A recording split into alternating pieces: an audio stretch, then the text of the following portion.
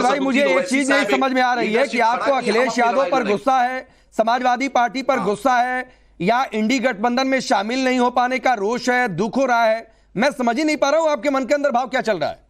देखिए, हमारे पार्टी के राष्ट्रीय प्रवक्ता आसिम वकार साहब ने साफ साफ कर दिया, मुझे हिस्सेदारी दोगे, सम्मान दोगे, हम आपके साथ रहेंगे। मेरी लड़ाई बीजेपी से क़यामत के सुबह तक रहेगी, उस पर कोई दिक्कत नहीं है भाई। आसिम वकार, अगर मान लीजिए बीजेपी आपको हिस्सेदारी कही कि आइए हम इतनी सीट दे रहे हैं, जाएंगे क्या? सुनिए राकेश भाई, आप बीजेपी जो माइनॉरिटी का बजट कम कर दे, एएमयू किशनगंज को 1 रुपया नहीं दे, एएमयू और जामिया को 1 रुपया नहीं दे, मोमा का स्कॉलरशिप बंद कर दे, एक भी मुस्लिम एमपी मिनिस्टर नहीं है केंद्र सरकार में, वो बीजेपी से क्या खंजर तो खुली दुश्मन है। और आस्तीन के साथ में ये समाजवादी और जो इसके चोला पहने हुए हैं कांग्रेस पार्टी, आसिम वकार साहब ने साफ साफ, लेकिन दिक्कत यह है आदिल भाई, दिक्कत यह है, चलिए सिद्धार्थ यादव आपको जवाब देंगे, लेकिन दिक्कत यह है कि जितना आपको यूपी में वोट नहीं मिला उसका कई गुना ज्यादा बीजेपी को वोट मिल गया मुस्लिमों का, ये भी एक आंकड़ा है। तो इतनी झंडा बरदारी करते आप मुस्लिमों की और इतना गुस्सा होता मुस्लिमों में, तो नहीं इतना वोट देते बीजेपी को। सर आप बतलाइए, शफीकुर रहमान बर्क साहब जैसे योद्धा का देहांत हो जाता है, उसके फ्यूनरल में भी अखिलेश यादव जी या रामगोपाल यादव जाना पसंद नहीं करते, सिर्फ मुसलमान को अपना रैयत बना दिए। अखिलेश जी का गुजरात का वोट देख लीजिए। ना ये बड़ी बात है, मैं आऊंगा इस पर मैं भाटी जी से बातचीत करूंगा। पहले सिद्धार्थ यादव का जवाब देखिए। राकेश जी, आज ये दोनों एक दूसरे को क्या बोल रहे हैं वो बड़ा सुनना महत्वपूर्ण है। कोई कह रहा है ये आस्तीन का सांप है, कोई कह रहे हैं कि ये तो ऐसे ही थे, गलती से भी बटन दब जाते हैं, 2000 कोई वोट होते हैं क्या। ये सब किस लिए हो रहा है?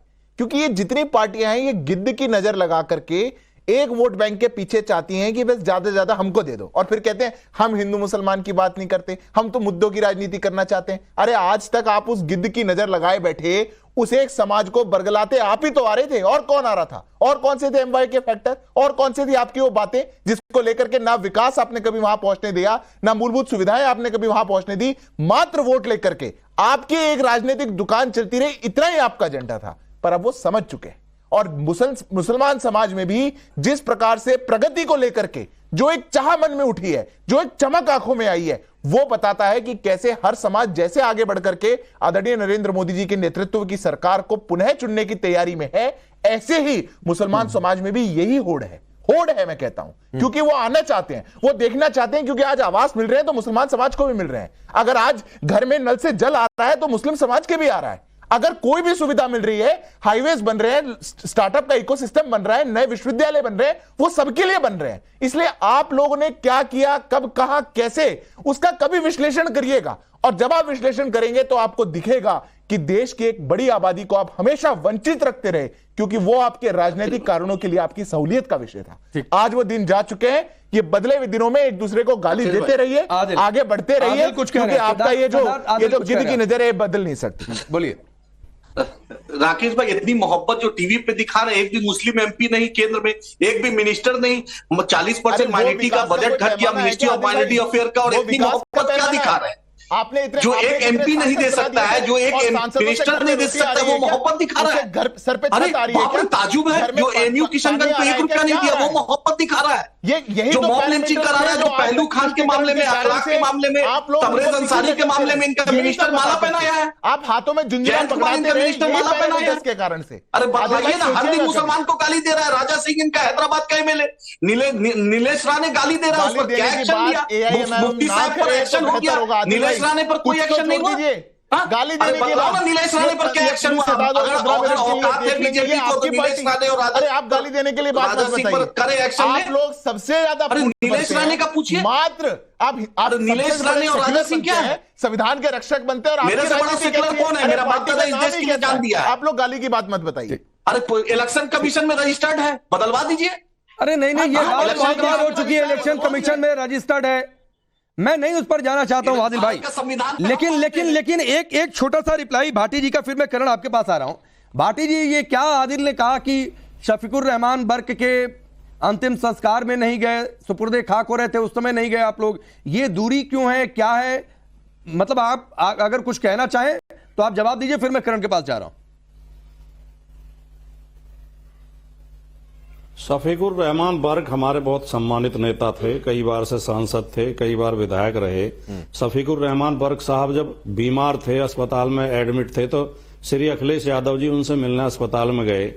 उनके बेटे विधायक हैं समाजवादी पार्टी से, ये पूछ लो जो हमदर्द बन रहे हैं, इनमें से कोई गया था अस्पताल में हालचाल पूछने के लिए? अब वो व्यस्तता के कारण चुनाव सिर पर हैं, अंत्येष्टि में नहीं जा पाए, तो इसका मतलब थोड़ी है कि कोई अनादर हो गया, हमें उनसे प्रेम नहीं है, या वो हमारे सम्मानित नेता नहीं है। अस्पताल में मिलने गए थे अखिलेश जी या नहीं गए थे? पूछो इनसे, आदिल भाई से। तो ऐसा थोड़ा, वो बहुत सम्मानित नेता थे। जो आदमी आजम खान का नहीं हुआ, जो सलीम शेरवानी का नहीं हुआ, इमरान मसूद का नहीं हुआ, सहारनपुर के एमएलए का नहीं हुआ, वो बेचारा शफीकुर रहमान साहब के लास्ट जर्नी में नहीं जाए, और वो हमें कुछ सिखा रहा है। साथ है क्या आजम खान? है तो आजम खान के बोलिए, जो पूछने वाला नहीं है। आजम खान का हर दिन यूनिवर्सिटी ढह रहा है, पूछने वाला नहीं है। और आज हम लोग जिस दिन हम लोग इंसाफ की बात करते हैं, अखिलेश जी को दर्द होता है। रिवर फ्रंट का ठीक है, चलिए नहीं, आदिल ने एक बात कही थी, मैं चाह रहा था कि अगर भाटी जी कोई रिप्लाई देना चाहें तो दे देंगे। करण वर्मा, भाटी जी ने शुरुआत में यह कहा कि मैं कह रहा हूं कि बीजेपी को बहुत मुस्लिमों का वोट मिलता है, लेकिन एक आंकड़ा जरा उसे भी टीवी स्क्रीन पर रख दीजिएगा।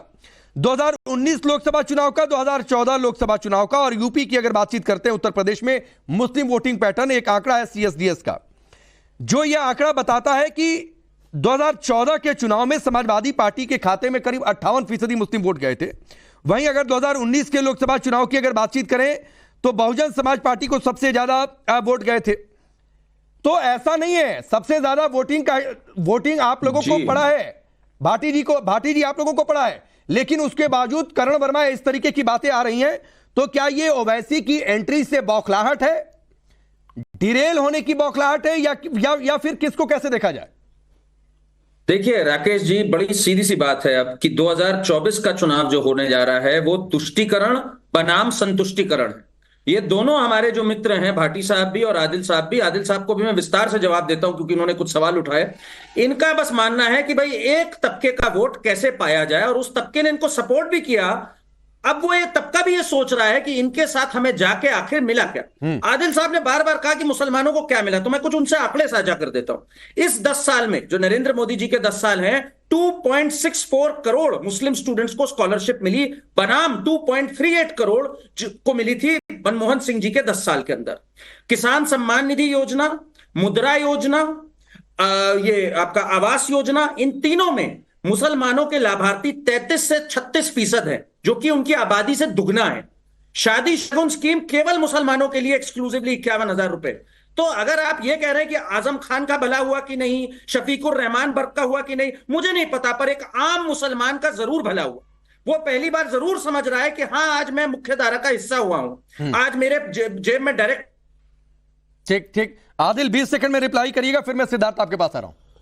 जहां ट्रिपल तलाक हटा दिया गया, वो भी ये बात सुनिए, मोनू मनेसर को संरक्षण ये दिए, जबरदस्ती नीलेश राणे पर कोई कार्रवाई नहीं है, मुफ्ती अजहरी को जेल में भेजवा दिए, कलेक्टर 4 केस के बाद पीए ऐसे लगा देता है बेचारे। नहीं आदिल, फिर आप दूसरी डायरेक्शन में लेकर जा रहे हैं डिबेट को। जेल हो जाता है। फिर जिन मुस्लिम अपराधियों की तरफदारी आप लोग ये कहकर करते हैं कि मुस्लिम पर हमला हो गया, उनका नाम गिनाने लगो तो जवाब देना आपको मुश्किल हो जाएगा। सर, फिर अतीत में अपराधी से ज्यादा मुस्लिम दिखाई देने लगता है। स्कीम गिनाई मत उधर लेकर जाइए डिबेट को, मैं जाना भी नहीं चाहता। सिद्धार्थ यादव रिप्लाई करिए। बुलडोजर मेरे घर हुआ चला, ये हो चुकी है मानसिक समस्या है, और मैं मानता हूँ ये कोई अनजाने में होने वाला काम नहीं है। ऐसा नहीं है कि वकील हसन पर चला दिया, 40% माइनॉरिटी बजट खत्म हो गया। आपके पास कोई जवाब नहीं है। ठीक, करण एक सेकंड, करण वर्मा आ रहा हूं, करण भाई आ रहा हूं।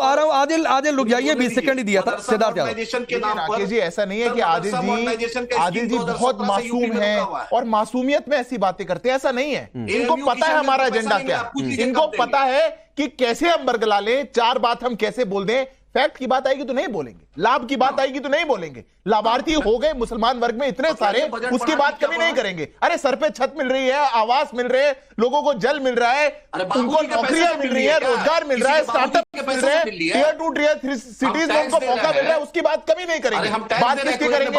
हमारा ये अपराधी था, इस पर एक बार FIR हुई, वो वाले दूसरी हुई। अरे एक बार क्यों हुई, 4 बार होगी, 10 बार होगी, क्योंकि तुष्टीकरण की सरकार नहीं है। यह सरकार आपके एजेंडा में नहीं चलेगी। आप सुन भी लिए आदिल भाई, ये आप ऐसे करना चाहेंगे, आप इस हाईजैक करना चाहेंगे, तो अब हाईजैक वालों का टाइम जा चुका, क्योंकि अब आगे बढ़ाने वालों का टाइम आ चुका। और आप आगे बढ़ना चाहेंगे तो आपको भी साथ दिया जाएगा, और अगर आप यही झुंझुना पकड़ाना चाहेंगे तो गड़बड़ हो जाएगी। ठीक है आदिल भाई रुक जाइए, अब भाटी जी आपके पास आ रहा हूं। एक आंकड़ा 14-19 का मैंने आपको बता दिया, पता नहीं